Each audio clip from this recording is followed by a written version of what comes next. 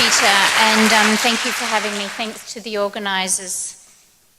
My organisation, the Climate and Health Alliance, works to advocate for action on climate change because it is a serious threat to human health. We also work to help the health sector reduce their emissions. The emissions in the healthcare sector in Australia are actually at 7%, so more than waste and industrial processes on Simon's slide.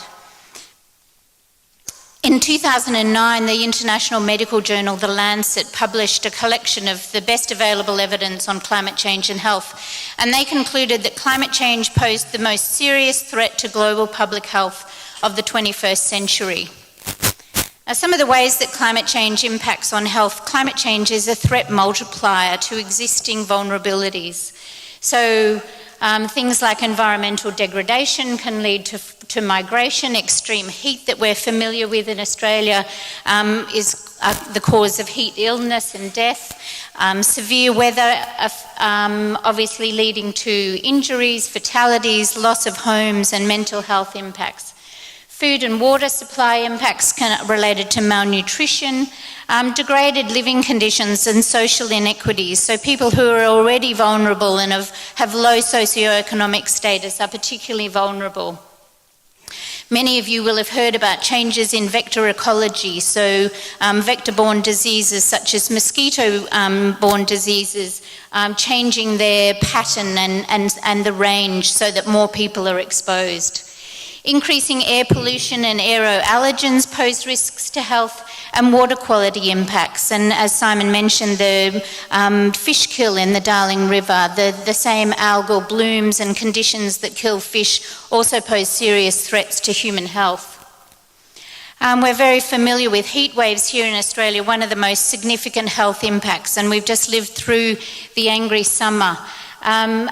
Heat waves contribute to increases in hospital admissions for a whole range of different diseases. People with chronic illness, we also see increases in cardiovascular disease and heart attacks, and respiratory disease is also impacted because air pollution is made worse by hotter temperatures.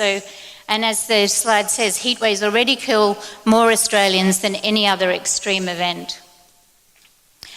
Floods, we've seen serious floods up in the north of Australia, but in this region you're also familiar with them, the impacts on damage to homes, but also potentially the spread of bacteria and toxins pose a threat to health. Many of you will recall the shocking event in 2016 when we had a thunderstorm asthma event related to the increased production of aeroallergens during an electrical storm which exploded those into tiny particles that caused very severe respiratory impacts, even in people who hadn't experienced asthma in the past, leading to a 3,000% increase in admissions to intensive care and the loss of 9 lives. Air pollution, as I've mentioned, the links between air pollution and climate change is that the same forces, the same activities, burning fossil fuels produces greenhouse gas emissions, but it also produces local air pollution. The coal is a major villain. Coal-fired power in Australia is responsible for health damages worth $2.6 billion.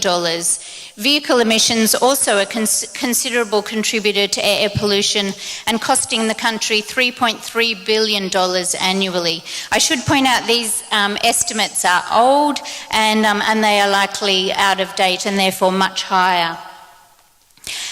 This quote here from Nobel Laureate for Medicine, Professor Peter Doherty, is a sobering reflection on the position in which we find ourselves. Without urgent action on climate change, the conditions that underpin the health and well-being of the human population will be greatly diminished in coming decades and may only be available to a small number of people living in a few parts of the planet by the end of this century. We're talking about the lives of people who are alive right now.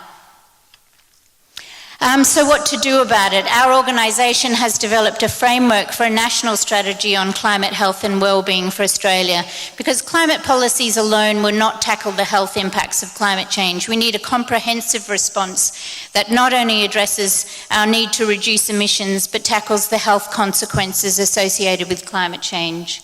The framework that we've developed was developed in collaboration with these organisations. And I'm pleased to say that the Federal Labor Party has committed to implementing a national strategy on climate change and health if elected to govern. The good news that's little understood in Australia is that climate action is good for health.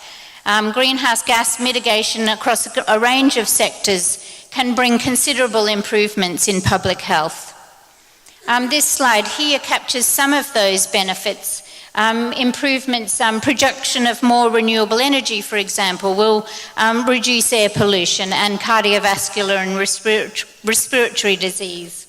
Improving insulation in our homes will also improve mental health as well as cardiovascular health.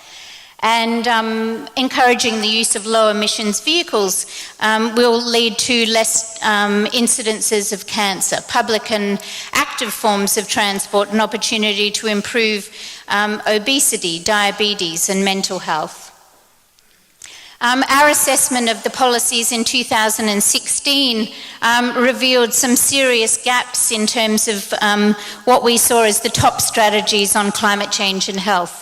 Now that Labor is committed to stronger emissions reduction targets and a national strategy on climate change and health, that would take them up to 4.